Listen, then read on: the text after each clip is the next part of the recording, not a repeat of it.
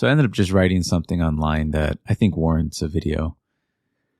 So I wrote that nobody holds power over you inside. If you think they do, then you are living in a lie. I actually didn't mean for that to rhyme. It just happened to rhyme. But I think that this warrants a video. I've been talking about this for like the last maybe 3-4 weeks, maybe this last month on the live streams. If you're interested in that, just go to the description and you can join the live streams there.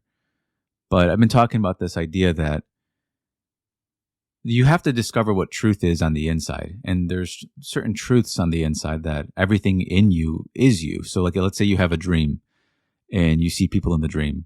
Those are representations of different aspects of you because everything inside of you is you. This is what we mean by everyone is you pushed out. When you go within yourself, everyone is you pushed out. It just is because you put the words in their mouth. You decide what they do. And I think sometimes when we think of, in terms of nightmares, we think of something very shocking, very, like a monster chasing you or like some horrible thing happening to you or to someone you love. And we call that a nightmare. And that's true. It is a nightmare. But there's also different types of nightmares that are more insidious. You don't notice them as much. And one of those nightmares is believing that someone has power over you inside. That's a nightmare to me. Now, it's not one that shocks you out of like, you don't just shock yourself to awake and, your heart is racing.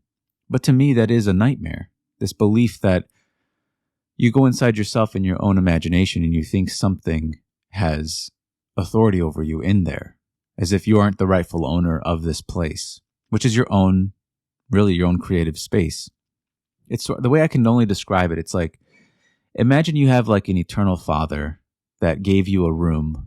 And instead, just like how we do in this world, we have rooms where we maybe paint or something, or we do something creative.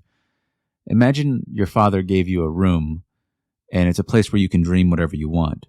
And I kind of make a joke out of it where he goes and he lets you dream whatever you want. He goes and makes himself a drink real quick. He's going to come right back. And you dream this whole thing of life. And the dream really is, your father tells you can dream anything you want of yourself and you can go ahead and do it. And he walks away and goes, gets his drink. And you're left alone in this room and you can do anything you want.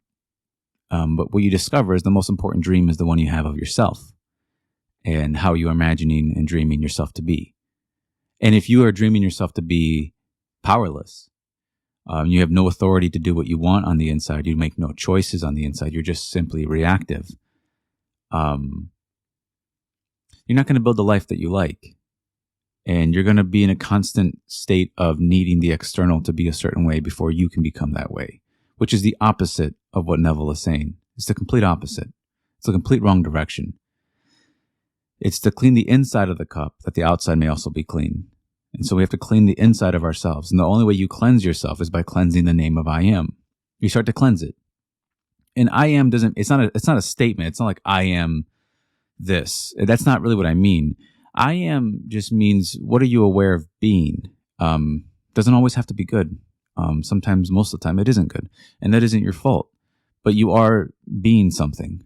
And that is what you start to experience on the inside. And that's what you start to naturally express on the outside.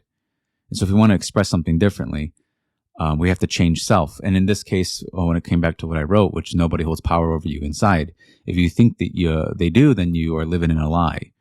Then that's the type of self I express in my life. I express a self that is powerless to the whims of someone else's ideas or emotions. And I hold no conviction. I don't live from self-conviction. I live from always wanting something validated outside of me. And then you're living in this lie. It's just a lie because there's really truly nothing more this world can offer you. You are already worthy. And if you can start living life from already being worthy, that you already have power, that nothing in you holds power over you, that you decide what you think, you choose what you think. No one else chooses this for you, just like no one else eats your own food for you. You decide what you think about. And the most important thing that you think about is yourself, how you think of yourself. Then you start to express that. So you stop expressing a powerless self that's just reacting to a more proactive and thoughtful self that holds more power in their own life. And that's the self you express, and that's the change in self that we're talking about. For there's no one to change but self. Why is that? It's because we only filter reality through ourselves. And so if I want to see, it's not what I'm looking at that matters. If I want to see something differently, I must see myself differently. Because it's not what I'm looking at that matters, it's what I see. And what I see is myself, filtered through. So I've been talking about this on the lives lately, but that's kind of really the main point, is that nightmares don't have to be shocking. They don't have to be catastrophes. Thinking that you have a king inside of you that tells you what to do, and you can't be as free as you want to be because you have to meet some, internal rule or criteria that was self-inflicted. You're living in a lie. It's a delusion. It's just like if you woke up inside of a dream tonight and you started asking people if you're allowed to dream something new, it's delusional. Of course you can. You're the dreamer, right? You're allowed to dream whatever you want, and everything reflects you. And that's the key part, is that it reflects you. It reflects the dreamer. The dream reflects the dreamer. It mirrors the dreamer. It's very important, because if you don't think that, then you're going to become a victim of your dreams rather than seeing that you're the dreamer. And not only will you have great difficulty changing it, you're also not seeing the benefits that could happen from you seeing that it's an actual mirror. That way you can start loving yourself, regardless of external validation or external need. You just start to cultivate your own self-convictions of yourself, and you live off of those self-appointed convictions. You have your own self-approval, your own self worth. You decide what you do. And you, as Neville said, everyone around you can be anxious, but you don't remain anxious because you know yourself. I should say you chose that self. And everything you choose inside, it feels like you created it, but you actually are just discovering what's already there. It always feels like you created it. Every time I've ever changed myself, it always feels like I'm creating something, but then I look deeper into it and some part of me already knew it was true. I just didn't believe it. So it's kind of paradoxical inside. You sort of don't have a choice and you're only reactive, but you actually do always have a choice. You just have to give that to yourself. You actually do have things, but in a strange way, you have to give what you have to yourself. You have to acknowledge it. So the moment you give yourself the choice on what to do inside, that's when you have choice. Until then, you're just reacting to dreams. Like an artist is just reacting to the paintings he's painting. And